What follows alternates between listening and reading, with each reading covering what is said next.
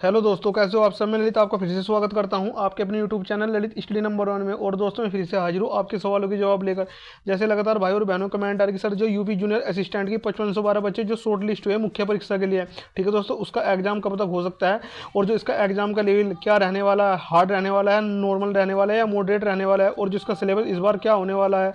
दोस्तों आपके मन में जितने भी डाउट बन रहे हैं इस वीडियो के माध्यम से मैं आपका हर एक डाउट दूर करने की कोशिश करूंगा, परंतु फिर भी यदि आपको कोई डाउट छूट जाता है तो आप कमेंट सेक्शन में कमेंट करना और मेरे से पूछना, क्योंकि मैं मैक्सिमम बच्चों के कमेंट का रिप्लाई जरूर करता हूं। जो लगातार बच्चों के मन में एक बात चल रही है, ठीक है दोस्तों, उनकी कमेंट आ रही है क्या ट्रिपल सी के बिना आवेदन कर पाओगे। ठीक है दोस्तों, आप 101% ट्रिपल सी के बिना आवेदन कर पाओगे, क्योंकि जो उसमें आवेदन होता है यस और नो का ऑप्शन आता है। हालांकि आप इसमें आवेदन कर पाओगे, परंतु आपको डीवी के समय निकाल दिया जाएगा, यानी कि डॉक्यूमेंट वेरिफिकेशन के समय निकाल दिया जाएगा, क्योंकि जो इसमें ट्रिपल सी होने वाली है वो अनिवार्य मांगी गई है। यानी कि रही बात आवेदन की, आप आवेदन तो कर पाओगे परंतु फाइनल सिलेक्शन आपका नहीं हो पाएगा। आप एग्जाम भी दे लोगे, सब काम हो जाएगा, परंतु आपको डॉक्यूमेंट वेरिफिकेशन यानी कि जो आपका डीवी होना है उसके समय निकाल दिया जाएगा, क्योंकि इसमें जो ट्रिपल सी है वो अनिवार्य रखी गई है। ठीक है दोस्तों, तो इसमें ट्रिपल सी अनिवार्य रखी गई है। कौन सी एजेंसी एग्जाम कराएगी आपका, दोस्तों मैं आपको बताना चाहता हूँ जो एजेंसी आपका एग्जाम कराने वाली है, ठीक है, वो कौन सी एजेंसी है, यानी कि टीसीएस। यानी कि टीसीएस आपके एग्जाम कराने की होड़ में सबसे आगे चल रही है, और 101% आपका टीसीएस ही एग्जाम कराने वाले हैं, क्योंकि इसमें 2.5 लाख के आसपास बच्चे हैं। ठीक है दोस्तों, और कोई सी एजेंसी इतनी बढ़िया नहीं है जो आपका एग्जाम आराम से करा ले, और टीसीएस के पास अच्छी खासी वो भी है, नॉलेज भी है, और ये इन्होंने अच्छे खासे एग्जाम भी करा रखे हैं। तो जो टीसीएस ही आपका एग्जाम कराने वाली है, तो आप अपने एग्जाम की तैयारी में लग जाए, क्योंकि आपको ज़्यादा टाइम मिलने वाला नहीं है इस एग्जाम में। ठीक है दोस्तों, तो आप अपने एग्जाम की तैयारी बहुत अच्छी तरीके से करते रहो।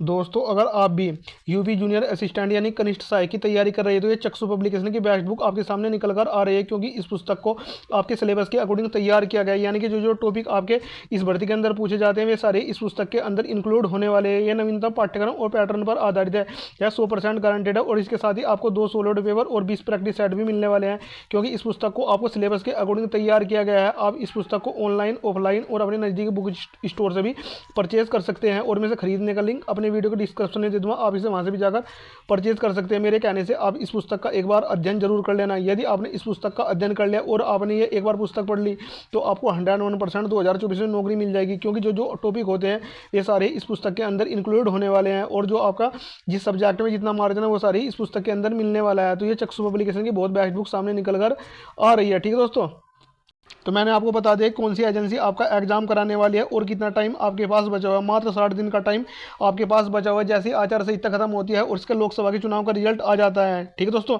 जैसे लोकसभा के चुनाव का रिजल्ट आ जाता है तुरंत ही आपका एग्जाम मात्र 10 से 15 दिन में आपका एग्जाम करा लिया जाएगा, क्योंकि ये इतनी बड़ी भर्ती नहीं है जितना आप सोच रहे हैं, क्योंकि 2.5 लाख के आसपास इसमें मुख्य परीक्षा के लिए शॉर्ट लिस्ट हुए हैं, और ये यानी कि 2 पाली में आपका एग्जाम 101% करा लेगी यूपी ट्रिपल एससी विभाग।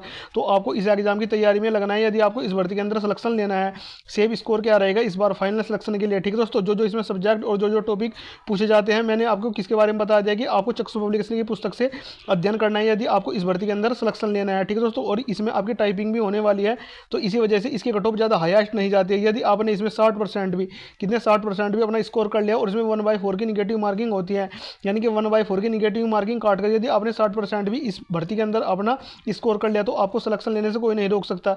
यदि आपकी टाइपिंग हिंदी और इंग्लिश दोनों पर कमांड अच्छी है तो आप 101% इस भर्ती के अंदर सिलेक्शन ले जाओगे। ठीक है दोस्तों, तो आपको इस एग्जाम की तैयारी करनी है, क्योंकि इस भर्ती में सिलेक्शन लेना इतनी बड़ी बात नहीं है, जिसकी यानी कि टाइपिंग अच्छी खासी मजबूत है, हिंदी की भी और इंग्लिश की भी।